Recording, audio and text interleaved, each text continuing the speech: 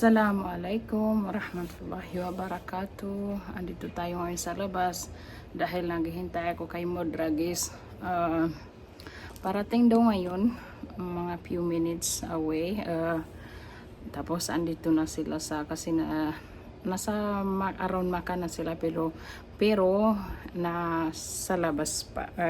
Hindi pa dito sa bahay. Around the way, hindi ko pa alam kung saan place dito sa papuntang sa Maka. So dito muna ako maghihintay dahil I miss her, para dahil lang bait niya sa akin eh, di ba, kasi Modragis nga eh. O di ba, dumating na po si Mama, si Modragis.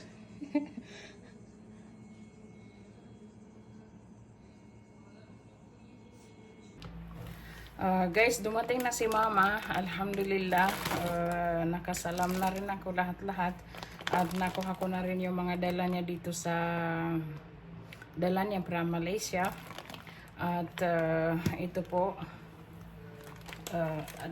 bigat na Cempeda. Ito po yung dala niya, Cempeda. At marami. Wait lang po. Continue natin i-haul lahat-lahat. Ito guys, durian. Pero nilagay namin nila pala nung mga kasama niya na pumunta na Malaysia ng wrap nylon. So ito po, pero black lang yung kulay para hindi ma-detect ng machine na durian. So Yakult. Ilalagay ko muna ito sa freezer. Prep.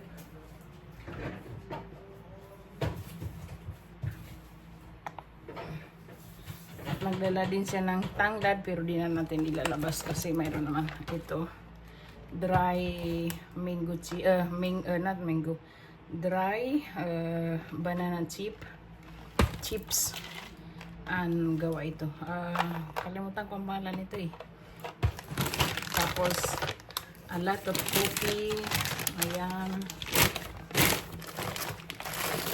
matcha, diba guys?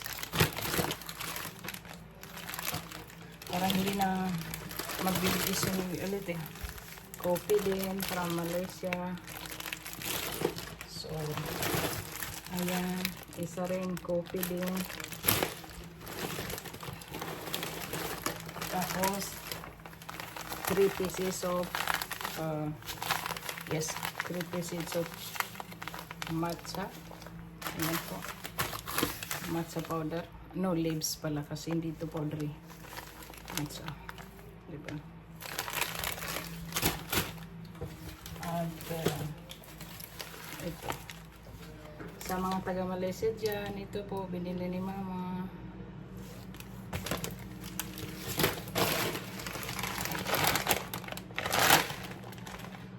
Rice noodles.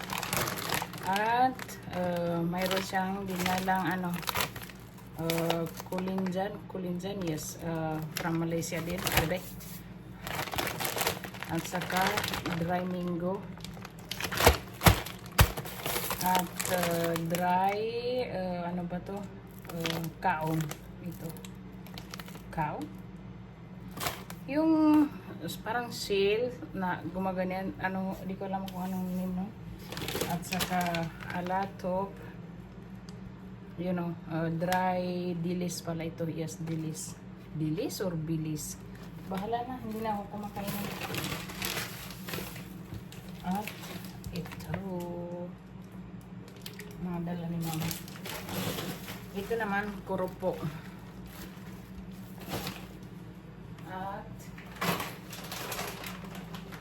yan guys. Yan. Pasalubong, bilis. Pero malinis na, hindi kagaya yung nasa Pilipinas na maitim. Ito malinis na siya guys.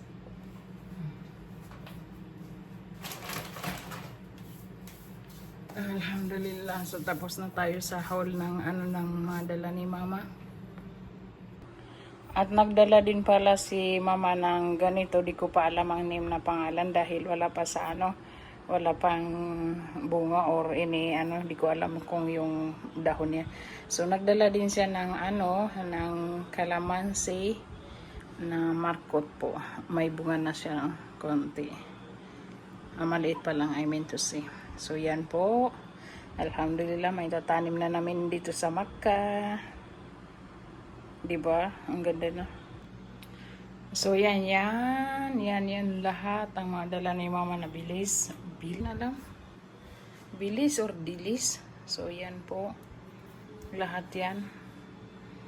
At yung durian nasa fridge na kasi ayaw ko matunaw yun eh. Mangangamoy pa dito sa kusina. Ayaw ko yung amoy. Kasi hindi ako kumakain ng durian. Ang baho ng amoy niya. Bismillah. Guys, tinry kong i-switch on itong ano namin. Ano namin ng tubig. Ano pa? Faucet ang pangalan. So, yan po. Nilagyan ko lang ng ano, ng trapo para hindi umano pa yung tubig. So dyan na lang yan hanggang mag-dry muna at mag-stop kasi tingnan nyo, tinry kong lagyan ng tubig pero tumutulo pa rin dyan guys. Dyan sila dyan lumalabas.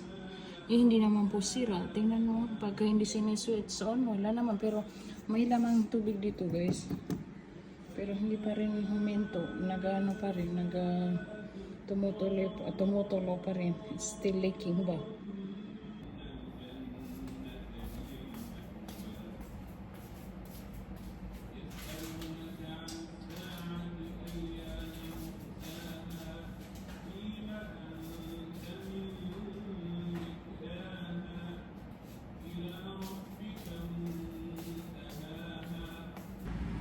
Guys, sharing knowledge lang po ha. Hindi po ito, I mean, technique lang po ito sa mga labing travel na may dalang durian or nangka, yes, nangka na halimbawa galing another country, uwi nyo sa mga country nyo.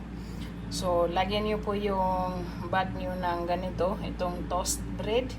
Huwag nyo ilagay sa plastic. Hayaan nyo na ganito naka-open or nakatiwangwang sa bag nyo. So, i-file nyo siya sa bag nyo para hindi po siya mangamoy. So, I mean, ito ngayon, hindi to amoy toast bread. Amoy na po ito ng durian at saka langka. So, dyan po pumunta yung amoy ng langka at saka amoy ng mga bag. So, hindi po namin kakainin ito. Saka, ano bang tawag dyan? Sa English moldy, yes. So nag-ano na yan, ilalagay namin sa tubig para iano namin sa mga namin garden namin, i-spray namin sa garden. So yan po. So ito ngayon hindi po ito amoy toast bread or hindi namin kakainin yan dahil amoy po yan ng durian. Diyan po pumunta lahat yung amoy ng durian. So hindi na amoy o hindi na detect ng ng airport yung amoy ng durian, di ba? Pagka nagta-travel tayo, bawal yung amoy ng durian sa bag. So hindi po nakalusot po yung nangka, yung durian. So good luck na lang po sa inyo kung magta-travel kayo. Yan po yung hack na may uwi nyo yung durian yun na fresh, na kahit hindi kayo maglagay ng mga mga scotch tape or anything, lagyan nyo lang ng ganito, wala, tapos na ang amoy. So magluluto ako ngayon ng lunch namin dahil si mama ay pagod. So nilagyan ko lang to ng turmeric at saka salt, tapos fry. And ito gagawa kami ng butter chicken. So nilagyan ko to ng lemon, salt and garlic, shredded garlic. And ito naman po ay tamarind. So gagawin ko pa yan mamaya. Yung tubig lang yung kukunin ko at nakapagsang na rin ako ng kanin.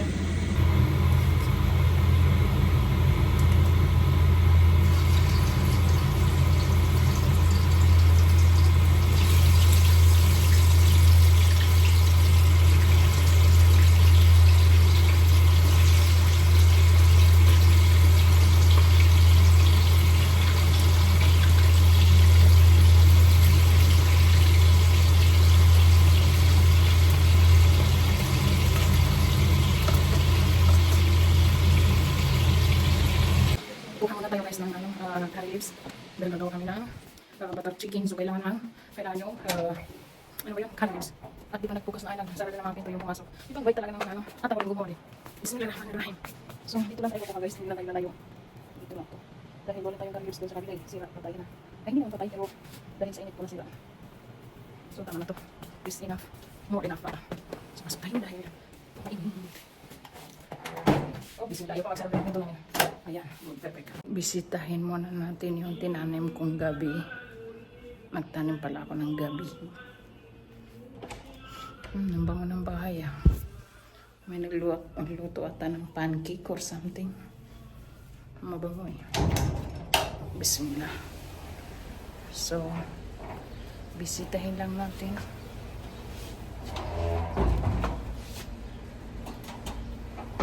Ay, okay.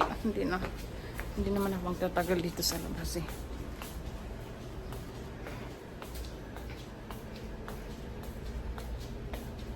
Ang ganda ng weather dito guys. So yan po yung tinanim kong gabi. Parang mamamatay ata. Di rin ata mabubuhay. So di natin pwede yung galawin muna. At saka ito parang wala na atang buhay ito eh. Eh bismillah. Buhay ka pa? Sagot naman please. Pero wala na ata.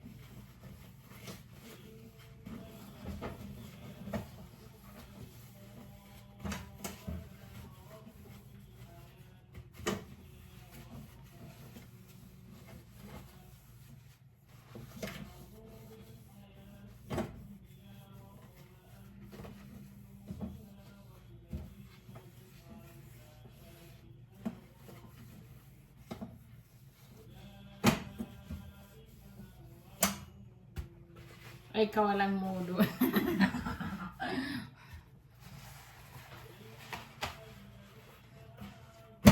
Akala ko may sishot dun.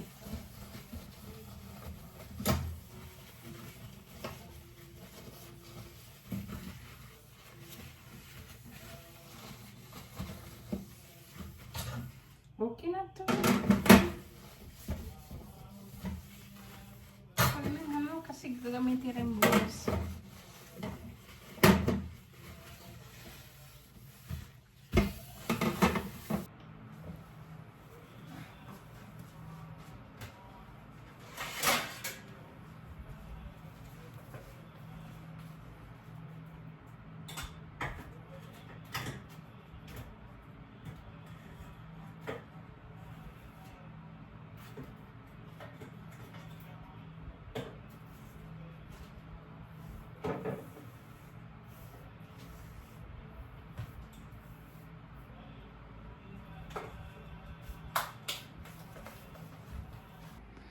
Sa totoo lang guys, nababahuan ako sa rep namin. Dahil dito po, durian. Ayaw ko yung amoy. Yan. Hindi naman po ako nandidiri sa amoy. Pero ayoko talaga yung amoy niya. Ayun. So yun, simple nilagay muna namin sa rep. Dahil wala pang kakain. Wala pang may gusto.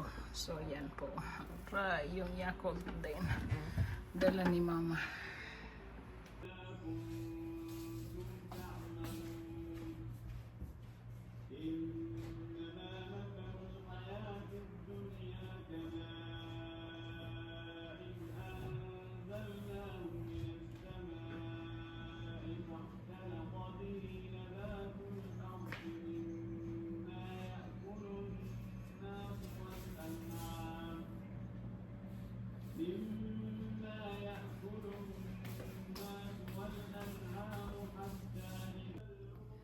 Guys, dito na rin po ako magtatapos ng vlog. Nagpapasalamat ako sa inyo. Sana keep watching my video. Hope to see you again to my next video. And thank you so much for watching my video. Thank you. Thank you is not enough only for saying thank you na nanonood kayo ng mga video ko. So maraming salamat po. Thank you so much. Hope to see you again to my next one. Dahil dito na rin ako magpapalam. Magpapalit na ako ng damit. At matutulog dahil may work pa ako bukas. Thank you.